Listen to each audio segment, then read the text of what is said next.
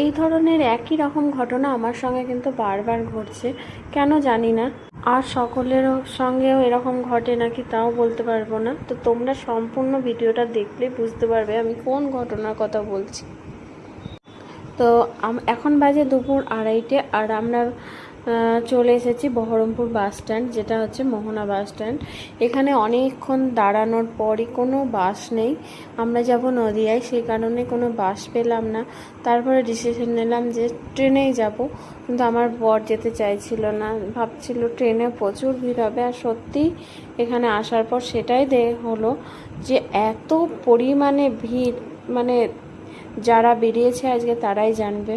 Ticket কেটে নিয়ে আমরা প্ল্যাটফর্মে চলে এসেছি। এখানে আমরা আমাদের 3:30 ট্রেন, সেখানে 1 ঘন্টা আমরা বসে থাকার পর এই গরমের মধ্যে কিছু করার ছিল না, বসেই ছিলাম। আর ভেবেছিলাম যেখানে যেতেই হবে সেখানে চেষ্টা করেই দেখে যদি না যাওয়া হয় তখন দেখবো যে বাড়ি চলে যাব। আর একটা দিনের জন্য যাওয়া, কিন্তু ভোট তো দিতেই হবে, সেই কারণে আরও চেষ্টা করছি, দেখা যাক। তারপরে ট্রেন আসলো, আর ট্রেনের মধ্যে এরকম হবে আমি তো ভাবতেই পারিনি। তো এর আগেও আমার সাথে এরকম বারবার ঘটতেই থাকে, কী করব বলো। তো তোমরা শোনো। আমার চেহারা ওঠে না মা জননী, আমার চেহারা ওঠে না মা জননী।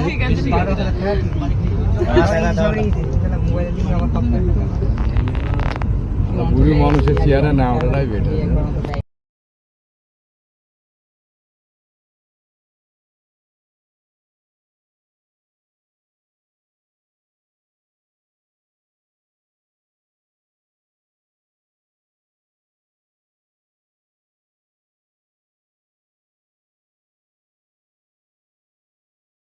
আর ট্রেনের মধ্যে যা ভিড়, মানে একটু দাঁড়ানোর জায়গা নেই। আমরা তো বাথরুমের সাইডে দাঁড়িয়েছিলাম, যেহেতু আবার নামতে হবে, আর ভেতরে ঢোকারও জায়গা ছিল না।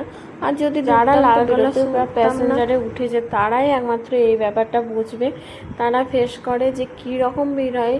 আর তেমনি বাথরুমের গন্ধ, কিচ্ছু করার নেই, আমাদেরকে যেতেই হবে। অন্য সময় হলে আমি কোনোদিনই ওই লালগোলাতে উঠতাম না। তো যাই হোক, আমরা চলে এসেছি। এটা হচ্ছে এবার যাব পলাশিপাড়া। তো পলাশিপাড়াতে আর একটা অটোতে চেপেছি। এবার আমরা বাড়ির রাস্তায় পৌঁছে যাব। তো আজকে সারাদিন এই রকম একটা অভিজ্ঞতা হলো। আর এখান থেকে আমাদের বাড়ি আর মিনিট 15-20 মতো লাগবে। আর এই যে রাস্তাটা দেখো, ভীষণ সুন্দর, তাই না? আমার তো খুবই পছন্দের, রাস্তাটা দেখলেই যেন মনটা ভালো হয়ে যায়। এরপরে আমরা বাড়ি